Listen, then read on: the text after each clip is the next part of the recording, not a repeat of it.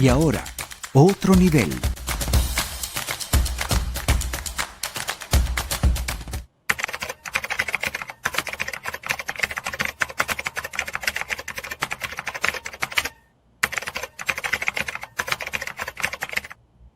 Tanto tiempo, estaban diciendo aquí las muchachas. Vamos a darle la bienvenida a nuestro ilustre gran amigo, el profe Carlos Ñáñez. Profe Ñáñez, bienvenido. Qué bueno tenerlo de nuevo por acá. Igualmente, después de 10 meses de ausencia,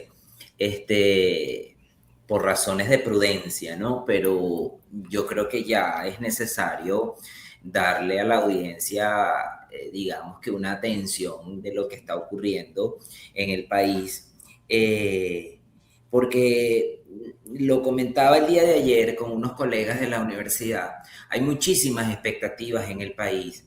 Y hay que aclarar que esas expectativas sean reales, porque el que vive de expectativas o el que vive sobre las ilusiones muere de desencanto. Entonces, obviamente en Venezuela ocurrió un proceso de desplazamiento en el poder, más no de transición. Nosotros no hemos entrado todavía en un proceso de transición, hubo tan solo un desplazamiento, la estructura del régimen quedó indemne. Sin embargo, hay una tutela por parte del gobierno de los Estados Unidos y esa tutela ha supuesto cierta calma, entre paréntesis, en los mercados cambiarios. Recuerden que el dólar se desplomó de $700, 700 bolívares por dólar a el valor que tenemos en la actualidad, que lo vamos a compartir en las gráficas.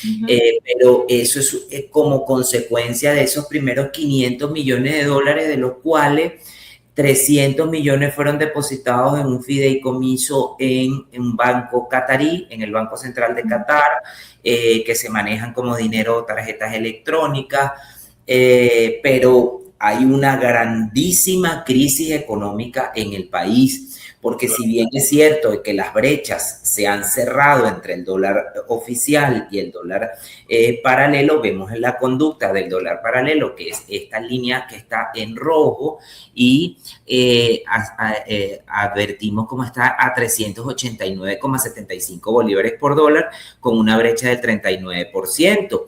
Correcto, esto sencillamente se traduce en pobreza, se traduce en destrucción del poder de compra del venezolano, se traduce en una altísima incertidumbre que es distinta al miedo. Correcto, el miedo es y eso lo plantea Hegel, el miedo es el temor ante algo que es concreto, la incertidumbre es la angustia frente a algo que es incorpóreo, que es intangible, que es amorfo. Frente a ello también vemos cómo han transcurrido desde el 3 de enero hasta la fecha casi 2 meses. Los funcionarios públicos seguimos percibiendo el mismo salario de hambre, menos de $1, 130 bolívares por dólar. Los profesores universitarios seguimos trabajando en condiciones que son absolutamente indecentes. Y por eso el título de esto de la tutela y el caos económico, porque se habla de que se van a indexar los salarios.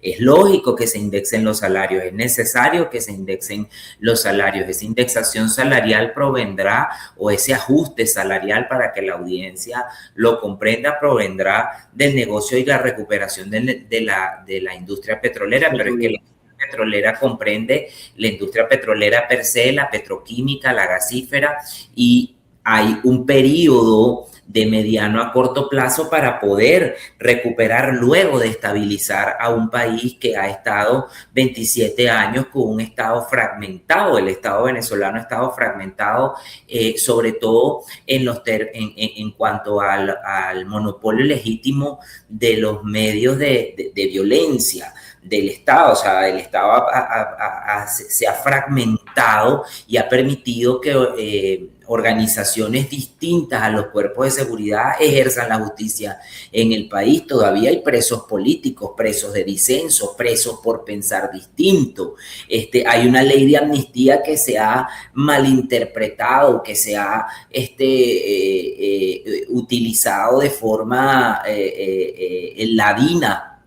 Y esta perversión ha entrado a todos los esquemas de la vida nacional. Hablamos de la Iglesia Católica, por ejemplo, en donde el señor Baltasar Porras, administrador apostólico de Caracas y cardenal de Venezuela, manifestó que el mal podía existir en la iglesia y el mal también existe en la academia. La academia venezolana está absolutamente afectada porque cuando tú piensas distinto en la academia venezolana, cuando tú te atreves a exponer estas realidades en la academia venezolana y a mover espacios de comodidad que existen en la academia venezolana con la cohabitación que existe con el régimen, pues entras en un proceso de ostracismo, entras en un proceso de violencia léxica, entras en un proceso de invisibilización. Venezuela sigue teniendo las mismas fallas de base. Hay una gráfica del financiamiento de Banco Central hacia Petróleos de Venezuela que es sencillamente escandaloso. Son 4.723 millones de dólares que se han financiado desde Banco Central hacia PDVSA en el último corte, que es hasta el 26 de enero. Venezuela no tiene cifras de inflación, Erika, Mingo y la audiencia durante todo el año, porque aquí, bueno, esta inflación estimada de 597 a enero del 2026, pero si volvemos al anterior podemos entender el porqué de esta situación. Bueno, es el 33% de las reservas internacionales lo que se ha financiado, y si volvemos de esta a la anterior, vemos como la conducta del tipo de cambio paralelo se parece muchísimo a ese financiamiento que se da desde el Banco Central de Venezuela hacia Petróleos de Venezuela. No se ha resuelto el problema de la falla de base. Eso es una falla de origen desde el punto de vista macroeconómico, y hasta tanto eso no se resuelva, no vamos a poder resolver los demás objetivos, entre ellos el objetivo operativo del tipo de cambio, que genera tanta angustia en los venezolanos porque hay un efecto de transferencia, de traslado, sobre todo cuando el tipo de cambio oficial crece de manera tan acelerada y el paralelo, bueno, ha logrado, digamos que armonizarse. Por razones obvias, yo no presento la línea de paralelo. Claro. Pero un pequeño paréntesis allí, profe, y disculpe que lo interrumpa. Hay un refrán muy venezolano que la gente lo repite: bueno, yo quiero verle el queso a la tostada, ¿no? Entonces, ¿qué ocurre en estos lapsos que se están cumpliendo? Estabilización, recuperación, para llegar a la transición. Se ha especulado, ha habido como un rumor, no sé qué ha recogido usted y si nos lo puede explicar en un lenguaje sencillo, que aquí tarde o temprano va a venir un dólar igual un bolívar, que mira, así funcionó en Panamá. Panamá tiene dos monedas, porque igual sigue siendo la moneda de ellos, no me acuerdo cómo es que se llama. Balboa, pero todo se transa en dólares y todo lo que circula es en dólares. Eso va a venir aquí en Venezuela, no se va a cambiar el bolívar por el dólar, todo va a funcionar en dólares, pero habría que cambiar la constitución para quitar el bolívar. Entonces, ese es un tema importante, significativo, y lo vinculo rápidamente con algo que es noticioso, porque me decían ayer: oye, ¿no te parece que eso va como a fracasar? Que pongan gasolina de 97 octanos. ¿Con qué bolsillo un venezolano va a poder echar gasolina si más bien no le alcanza ni para comprar querosén, ¿vale? Para ponerle al carro y para que siga funcionando. Uno hace de tripas corazón: mira, voy a recortar los viajes esta semana porque estoy corto de gasolina y como que no llego hasta el viernes de la semana que viene para poder llenar el tanque. Entonces, esas distorsiones que se ven, claro, es un plan piloto, solamente son 8 o 10 estaciones de servicio aquí en Caracas que se han seleccionado a ver cómo funciona la cosa, pero eso es como prematuro. antes de que se arreglen las cosas realmente para poder tú tener se venda más petróleo y sigue ingresando más dinero. Claro, a pesar de que el señor Trump nos ha dicho que en los próximos 6 meses va a entrar una bola de billete mucho más grande que la que ha entrado en los últimos 20 años. Pero la gente quiere verle el queso a la tostada, profe. Bueno, vinculo tu inquietud con las declaraciones del presidente Donald Trump. Él manifiesta que en estos 6 meses vamos a ver lo que no hemos visto en 20 años, pero hay que aclararle al señor Trump que en estos 20 años la República recibió $1 billón por manejo petrolero y $1 billón del cual los venezolanos no tenemos ningún beneficio tangible en educación, en salud, en servicios públicos, en calidad de vida y en bienestar. Entonces, allí es donde tú te preguntas esas declaraciones. Hay un teorema que yo enseño en la universidad que se llama el teorema de Barro-Gordon, que es la capacidad de engañar al público, y ahí es donde tú adviertes esa posibilidad, ese rango de engaño que se puede tener a una sociedad como la venezolana, que ha sufrido tanto. Los venezolanos hemos sufrido muchísimo en estos 27 años. Erika, Mingo, la audiencia, son 9 millones de venezolanos fuera del país, 138,000 casos de violación a los derechos humanos, presos, más de 2,000 presos políticos, manifestaciones que aún no se han resuelto, las víctimas de 2014, 2017, crímenes de lesa humanidad, persecución por la disidencia, miedo, sobre todo miedo e incertidumbre. Y este proceso de escalamiento de esta precariedad o de esta perversión en lo político. No puede haber estabilidad económica si no hay estabilidad política. Cuando a mí me dicen que van a dolarizar la economía venezolana, bueno, eso inmediatamente frenaría el proceso de inflación que hay en la República, un país que tiene 50 años en inflación, porque hay que recordar que de aquellos polvos vinieron estos lodos. Sí. Ahora, ¿el Banco Central es lo suficientemente autónomo para asumir ese proceso? ¿El Banco Central de Venezuela es lo suficientemente institucional desde el punto de vista de fortaleza institucional para asumir ese proceso?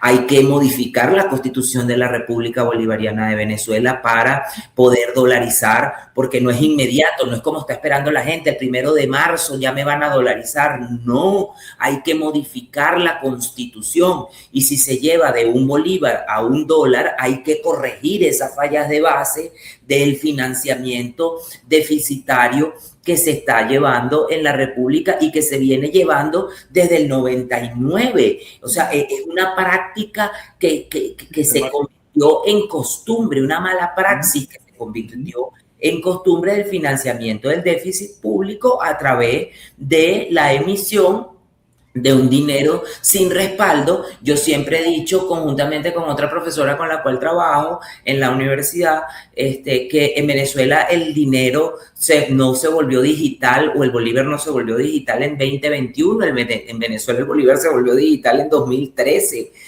cuando el Banco Central decidió no generar un cono monetario que fuese funcional. A nosotros hay que volvernos a reeducar para utilizar la moneda nacional, porque nosotros no conocemos el uso de la moneda nacional. Mira, las fricciones cambiarias que se dan, la fricción cambiaria es lo que se da con el vuelto. Cuando tú vas a hacer alguna compra y tienes un billete de $20 y son $15 lo que te van a cobrar, bueno, la fricción cambiaria, ¿cómo doy los $5? Te los doy en pago móvil, pero si te los vendo, te los doy en pago móvil a BCB, pero entonces si tú quieres comprar el artículo a bolívares, no te lo venden a la tasa del euro, sino de la BCB, sino te lo venden a la tasa del euro, o te lo venden a una tasa por encima.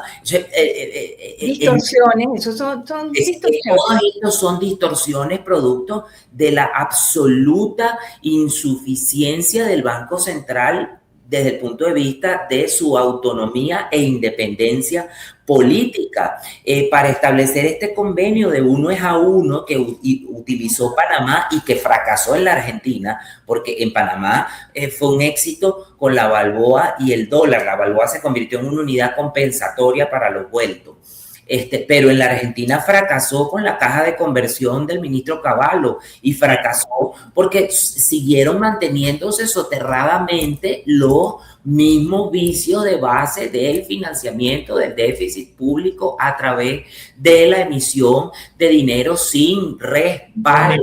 Claro. Mismo que ocurre en Venezuela. Claro que vamos a tener y que estamos teniendo una administración por primera vez en mucho tiempo, en 27 años, y hay que decirlo así, en donde el dinero está entrando con seguridad a las arcas de Venezuela, a los proveedores, una suerte de carta de crédito. Esto hay que aclarárselo a la audiencia. No es que los 500 millones de dólares nos los van a dar, no es que le están pagando a los proveedores de insumos, de medicinas, de materias primas en los Estados Unidos para que traigan eso a Venezuela y se pueda comenzar con el proceso de estabilización. Porque, por ejemplo, en Venezuela se sigue yendo la luz. Ayer a mí se me fue la energía eléctrica 6 horas acá en el estado Carabobo, ¿correcto? Y eso es una realidad con la que tenemos que coexistir y se debe sencillamente a las fallas de un sistema que no se ha invertido. Claro. Proceso de recuperación. Cuando yo oí lo del octanaje, dije, bueno, esto será para una capa de la población que pueda pagarlo, no para toda la capa de la población. Y cuando yo me refiero a la capa de la población, mira, el 99.9% del salario de un venezolano lo conforma bonos, el bono de ingreso de la guerra y el bono de alimentación. La primera parte para que la gente vaya aterrizando a una realidad, no de una Arcadia pastoril, no de un Olimpo etéreo, no de la isla de Nausicaa a la cual llegó Ulises, no, a una cosa tácita, una cosa tangible, una cosa real, es que se integren esos bonos como parte del salario, porque esos dos bonos, que son el bono de la guerra, es sencillamente, el ingreso de la guerra es una tragedia cobrarlo. O sea, yo lo cobro no porque tengo carnet de la patria, sino porque soy profesor universitario y sin pedirnos autorización las nóminas pasaron de la universidad en donde trabajo, la Universidad de Carabobo, a el sistema patria. Y es una tragedia cuando te llega el mensaje, cuando tú tienes que entrar a la plataforma, cuando tienes que darle protección social, ver que ese dinero muchas veces no cae, no se hace efectivo de manera inmediata en tu cuenta, sino se hace efectivo a veces 24 horas después, o 16 horas después, o 2 horas después, o 10 minutos después. Y adviertes que eso no forma parte de tu salario, pero el primer paso sería, digamos que integrar esos tres bonos. El bono el bono de ingreso de guerra, que habría que cambiarle ese nombre. Iba a proponer eso, hay que cambiarle ese nombre de guerra. Por ingreso. Nos han dicho que el sistema CLAP ya no existe, ¿no? Lo de las bolsas CLAP ya no existe. Sí, se eliminó. Sustituirle ese nombre porque la nominación, como se definen las cosas, y ustedes como periodistas y comunicólogos saben, pues genera empobrecimiento de la lengua y empobrecimiento del pensamiento. Yo lo llamaría bono compensatorio, bono de alimentación, e integrarlo al salario y que ambos tengan condición salarial, que formen parte de prestaciones sociales, de cálculo de antigüedad, de cálculo de bono vacacional y de cálculo de bono de fin de año. Eso sería, digamos que la primera parte inicial de ese proceso de recuperación de la población venezolana, porque la población venezolana está en emergencia humanitaria compleja. Yo quisiera... Claro, pero eso requiere de una ingeniería que no se está haciendo. No, que no se está haciendo, de una ingeniería que, amén de que no se está haciendo, se está ralentizando en el tiempo, y mientras tanto los venezolanos vemos cómo macroeconómicamente sí, ha mejorado la producción petrolera, macroeconómicamente se espera que el país crezca 20, 30 puntos porcentuales, pero microeconómicamente la realidad del venezolano... Claro, pero insisto en este ejemplo, se colocan unas estaciones de servicio con una gasolina premium que la gente ¿cómo la va a pagar? Que no la puedes pagar. No la puedes pagar porque estamos hablando, primero que han dicho los economistas, es evitar gastos de hormiga. Entonces, como yo le voy a decir a una persona, llene su tanque de combustible pagando $1 el litro cuando puede utilizar una gasolina que esté más a su alcance? O sea, ¿cómo me voy a decir y a contradecir? Correcto. El gran problema de Venezuela, e insisto, es que no hemos corregido las fallas de origen. No podemos nosotros seguir dejando libre fluctuar ese dólar oficial porque se distraigan las divisas para el financiamiento del déficit público y no se utilicen desde el punto de vista racional para emprender una política monetaria que concurra a la estabilidad de precio y que concurra a el fomento de un tipo de cambio que sea, digamos que cónsono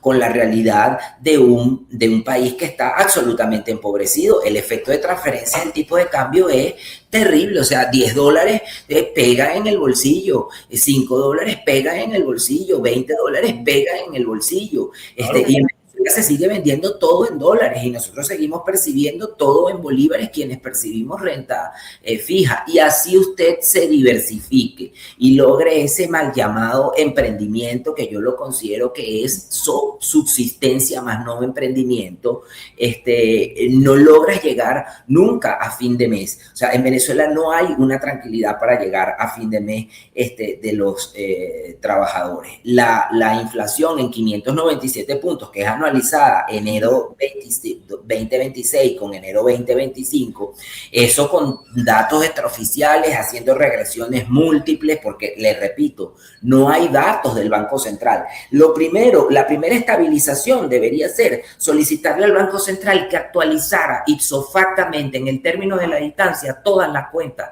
y todas las estadísticas que tiene años sin publicar. Producto Interior Bruto, expresarlo en valores absolutos y no en valores porcentuales.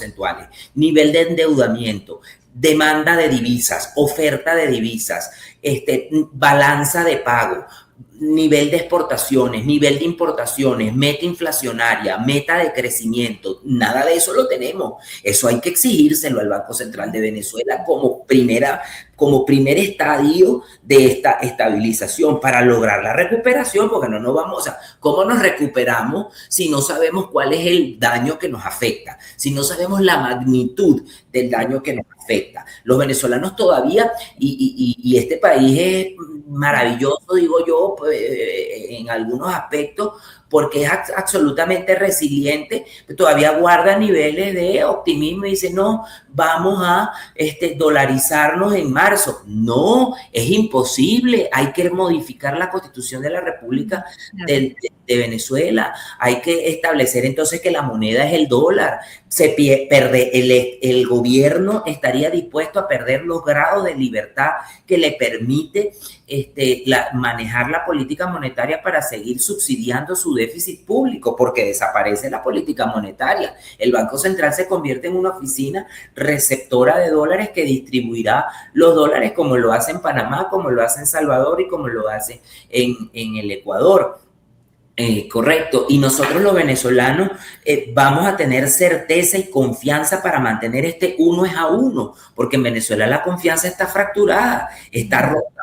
Correcto. Para lograr ese proceso de transición, claro, en lo económico, en lo político, en lo institucional, en lo moral y en lo educativo, y que sobre todo los venezolanos seamos dueños de nuestro discurso. A mí me preocupa cómo aquí la gente cambia de discurso, parece Doña Bárbara, las mudanzas de Barbarita.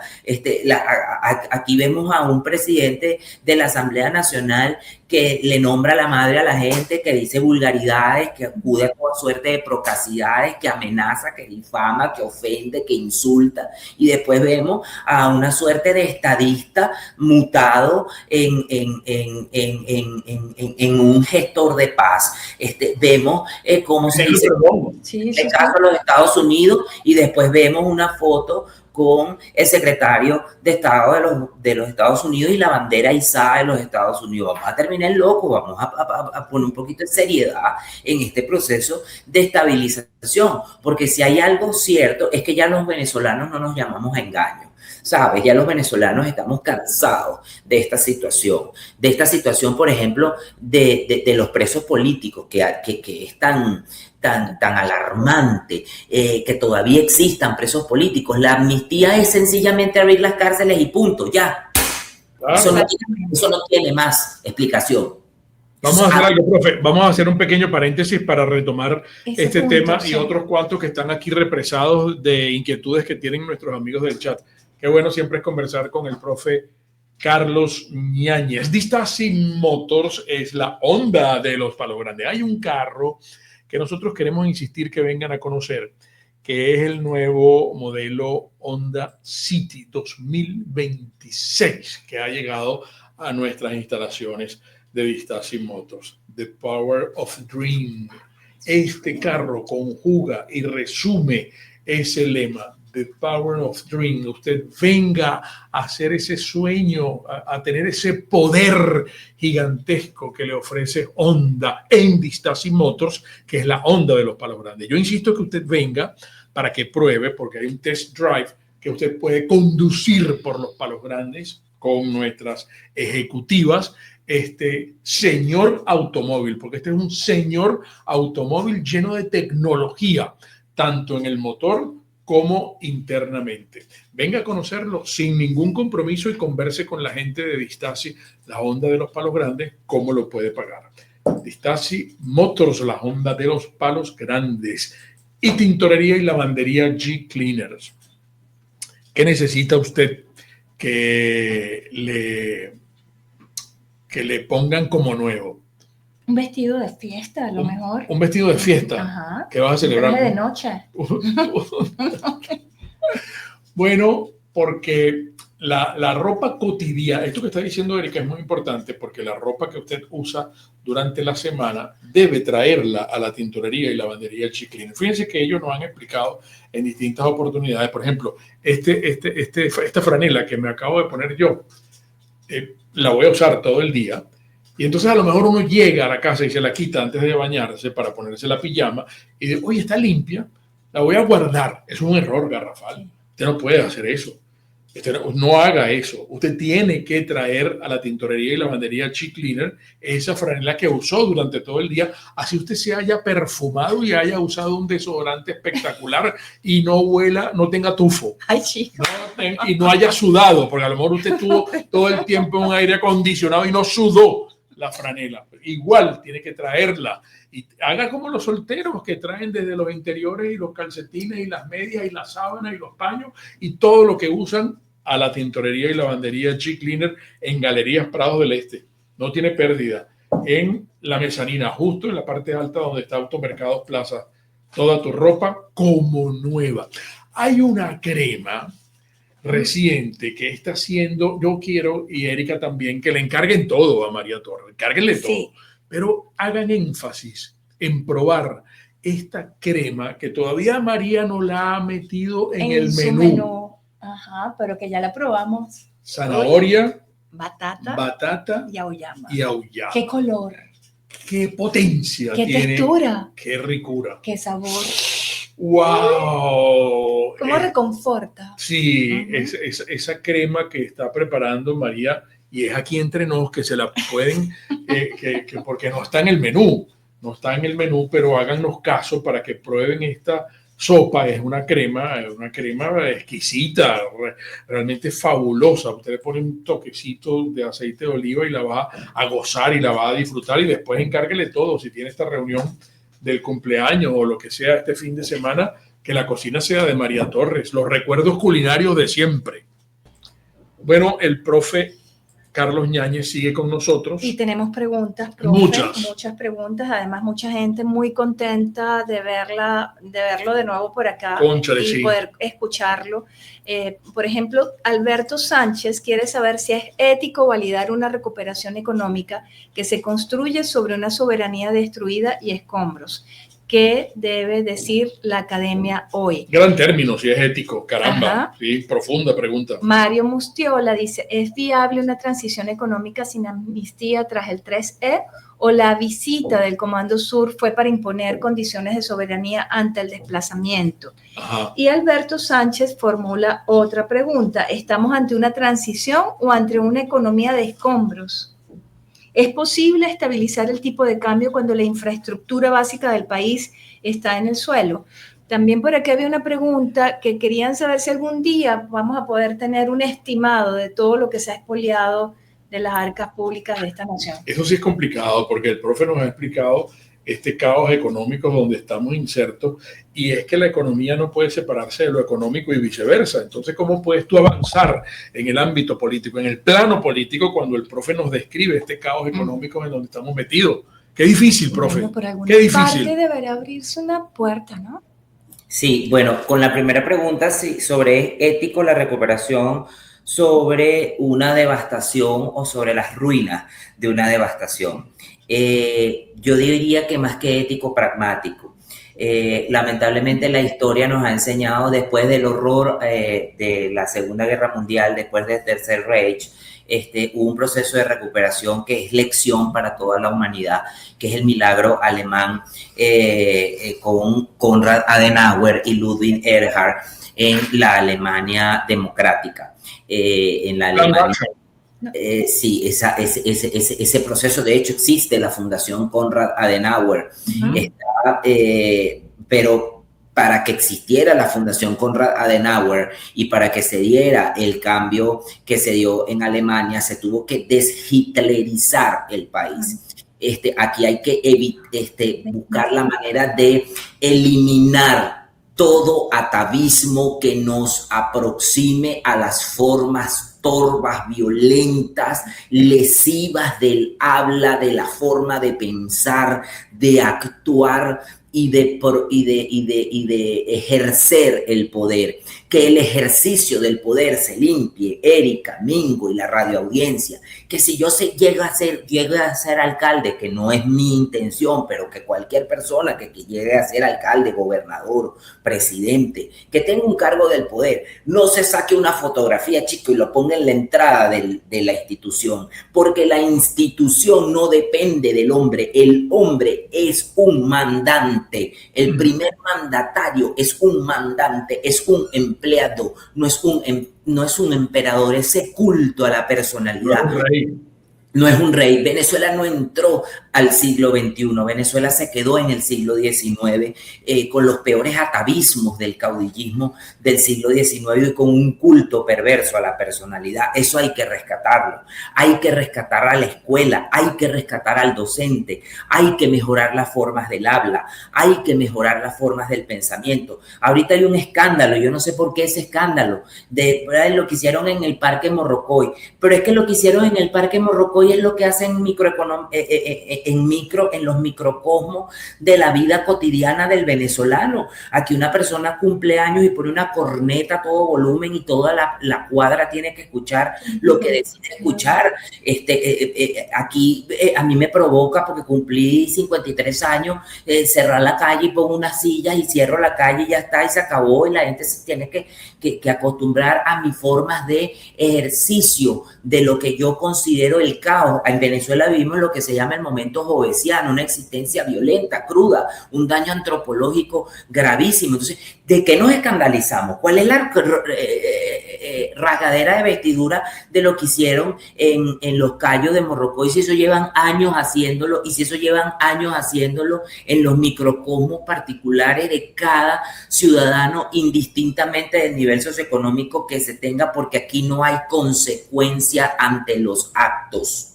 Y eso es lo primero que hay que rescatar en este país. En este país hay que rescatar la primaria. En este país hay que rescatar al maestro de escuela, el respeto al maestro, el respeto a la familia, el respeto a la institución, el respeto a las leyes, la eticidad, la moralidad. O sea, es una crisis multifactorial, porque es económica, es política y es axiológica. Volviendo al tema de si es ético, yo diría que más que ético tiene que ser pragmático. Yo comprendo que en los procesos de transición, para el amigo que me hacía la pregunta, hay que tragar sapos, hay que tragar doble. La justicia transisorial nos hace tener que soportar momentos indigestos, porque no queremos venganza. No podemos ser iguales a los que nos persiguieron, que es la gran máxima de Marco Aurelio. La mejor venganza para quien persigue y para quien humilla es no parecérsele a él y es ser mejor que él. Lo otro era, la otra pregunta, si me la recuerdas, Erika, era que si era válido.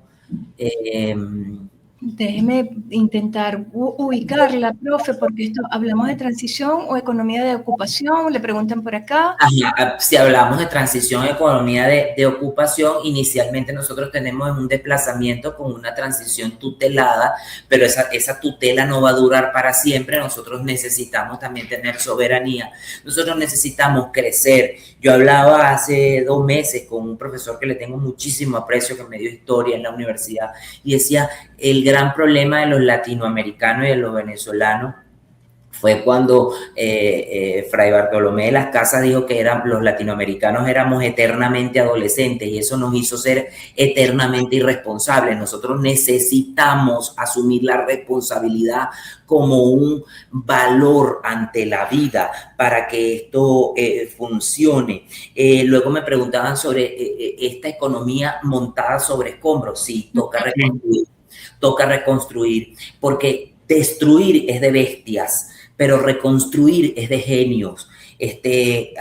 Albert Einstein decía que la inteligencia era 95% transpiración y 5% inspiración. Nosotros tenemos que tener ese 5% de inspiración para poder reconstruir el 95% del país que tenemos destruido, y para también reconciliarnos con esos 9 millones de connacionales que se fueron del país y que dejaron de pensar como nosotros, que ya no piensan como nosotros y que van a venir con un nuevo esquema mental distinto al nuestro, y vamos a comenzar a tener cierto grado de fricción, porque ya nosotros nos acostumbramos al atajo, ya nosotros nos acostumbramos a la trampa, ya nosotros nos acostumbramos a la vía alterna, a la colateralidad, y ellos han tenido que comenzar desde cero. Ellos han tenido que perderlo todo para comenzar desde cero, y también entender a aquel venezolano que ya no quiere regresar a Venezuela, que eso está dentro de las dimensiones del daño antropológico estudiado por Aguilar León y por Dagoberto Valdés. El venezolano que ya no quiere saber nada de Venezuela porque le recuerda, le trae muchísimo dolor. Si vamos a tener un tipo de cambio en equilibrio. Eso preguntan también, y aprovecho de incorporar la pregunta de Carlos Escalona. ¿Puede detenerse el ascenso del precio del dólar, incluso bajarlo, profesor Ñañez? Sí, se puede. A mi pregunta, ¿podría diseñarse un plan para incautarle el dinero a los que se lo llevaron? Otra pregunta que aprovecho de incorporar antes de que responda, profe, es la de Wilfredo Rangel. Si el país se recupera económicamente en 6 u 8 meses, ¿cree usted que el sistema herido se prolongue por más tiempo de lo esperado por ciertos actores políticos? Mira, el tipo de cambio se puede controlar con una política monetaria seria y con una política fiscal seria y armónica, evitando, prohibiendo que el Banco Central exprofesamente, porque eso es un tema ni siquiera de nuestra legislación, eso es un tema dogmático. Los bancos centrales están diseñados para no financiar déficit público. Cuando el Banco Central de Venezuela deje de financiar déficit público y se oriente a la generación de su objetivo final, que es la estabilidad de precio y el control del objetivo operativo, que es el tipo de cambio que genera emisión terciaria, desde luego nosotros vamos a encontrar ese momento de paz y ese momento de tranquilidad en donde no vamos a tener la angustia de que hay un tipo de cambio a la 1, un tipo de cambio a las 5, un tipo de cambio al día siguiente que es mayor. No, o sea, eso lo tenemos que resolver. Luego, cuando me preguntan sobre lo que se han llevado, es imposible determinarlo. Erika, y la radio audiencia. O sea, es imposible, y es un dolor perverso, es una cosa que te genera impotencia como analista, cuando tú dices, bueno, $1 billón, pues un millón de millones de dólares que se perdieron en Venezuela, que exhibe Venezuela hoy como obra pública, los frontones de un tren que nunca se terminó, una infraestructura eléctrica destruida, una infraestructura educativa destruida, una infraestructura de salud destruida, y un daño antropológico, insisto, medido por la UCAP a través del CECEL, que llama poderosamente la atención cuando tú adviertes esos datos datos de que los estudiantes de las escuelas públicas tienen 0,8 puntos en comprensión lectora y 0,6 puntos en comprensión abstracto-analítico, matemática. Y cuando ven que los estudiantes de las escuelas privadas tienen 0,7 puntos en comprensión abstracta y 0,9 puntos en comprensión lingüística. Y eso lo ves cuando das clases en la universidad, y como en mi caso que decidí como experimento bajar a los primeros semestres, los estudiantes no saben leer, los estudiantes no saben interpretar, los estudiantes son incapaces de comprender un comando elemental, y eso viene del naufragio de la escuela. Eso hay que reconstruirlo porque es una generación completa, es la generación de los callos. Lo podemos llamar así, para los moralistas que se rasgaron las vestiduras, pero Dios mío, si tenemos 27 años donde la vulgaridad, la procacidad, la grosería,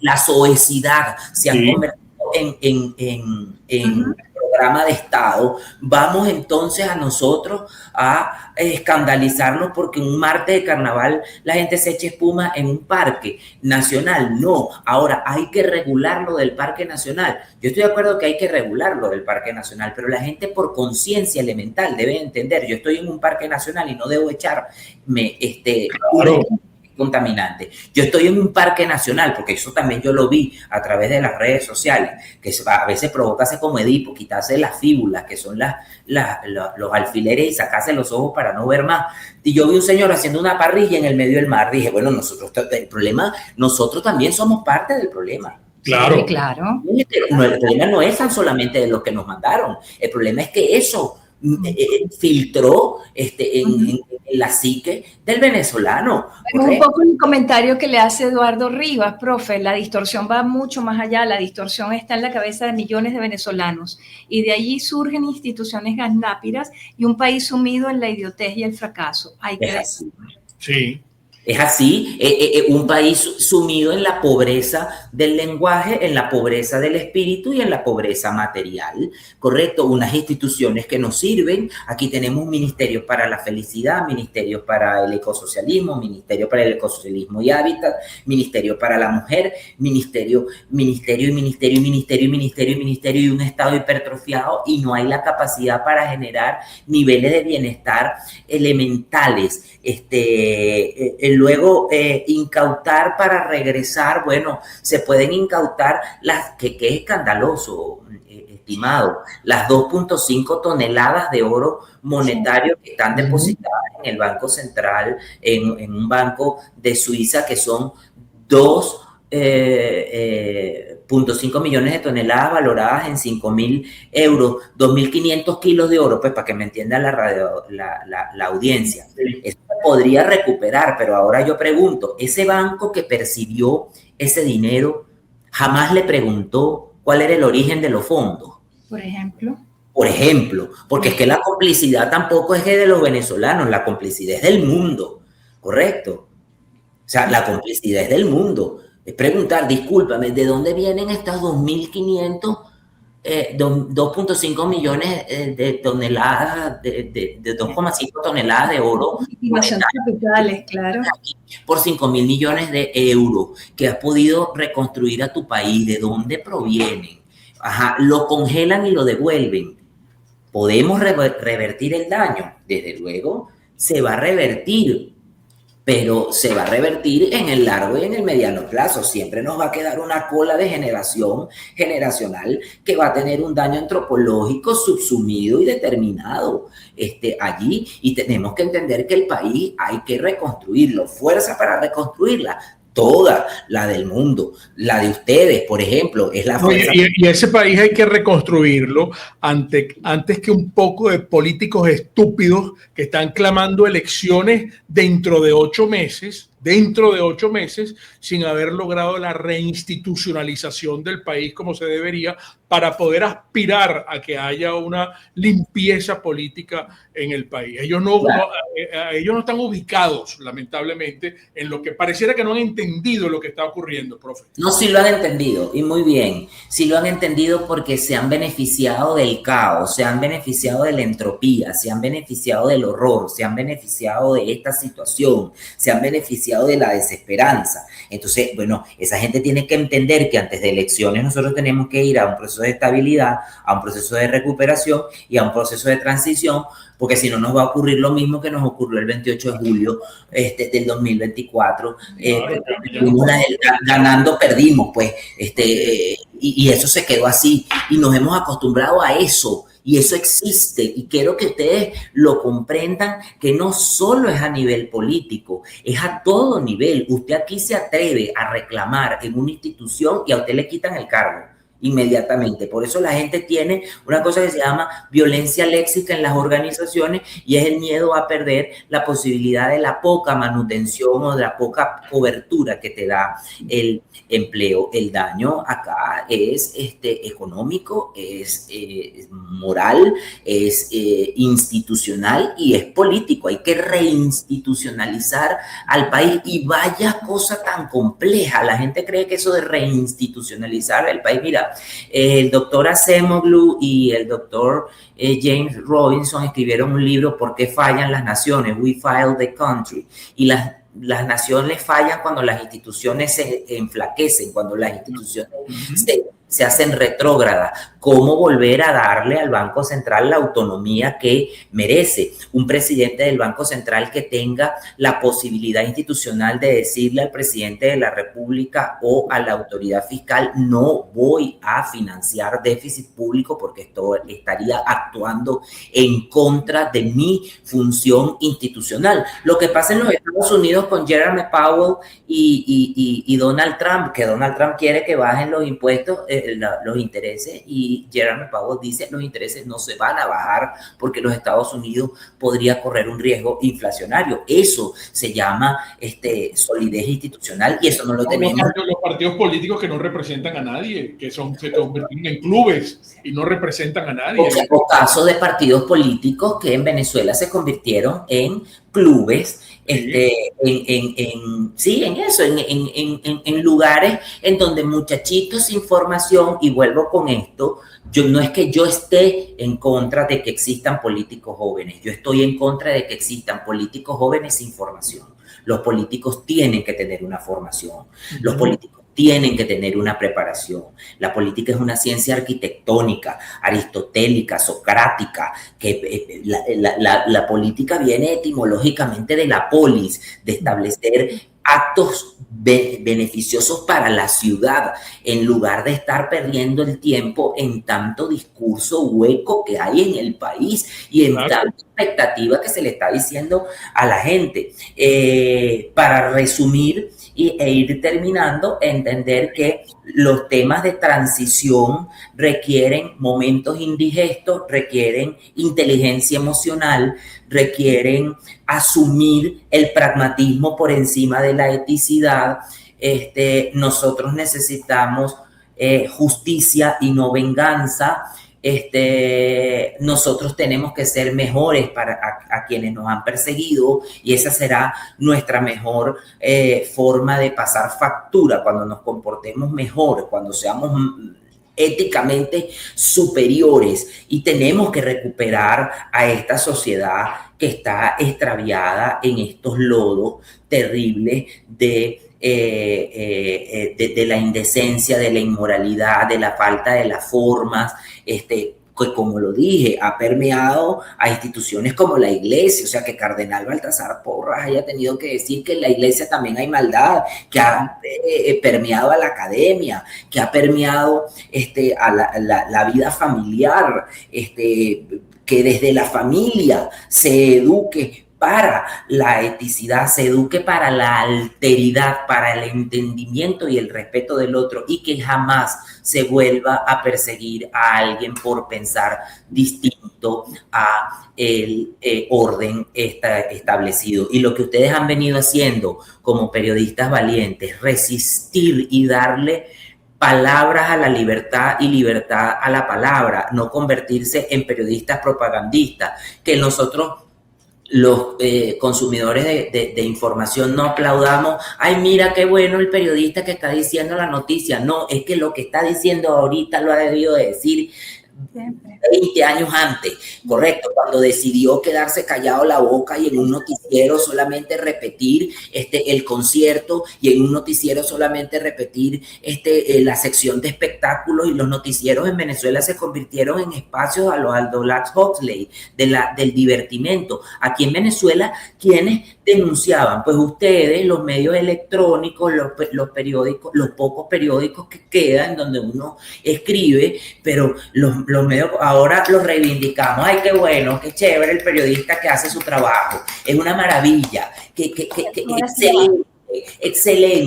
Excelente que el canal de La Colina ya no esté explicándonos la vida de los actores que coexistieron con esto, se beneficiaron con esto y ahora quieren lavarse las manos. Miren, yo les voy a decir una cosa, nosotros somos dueños del discurso y hay una cosa que no nos podemos quitar, el discurso.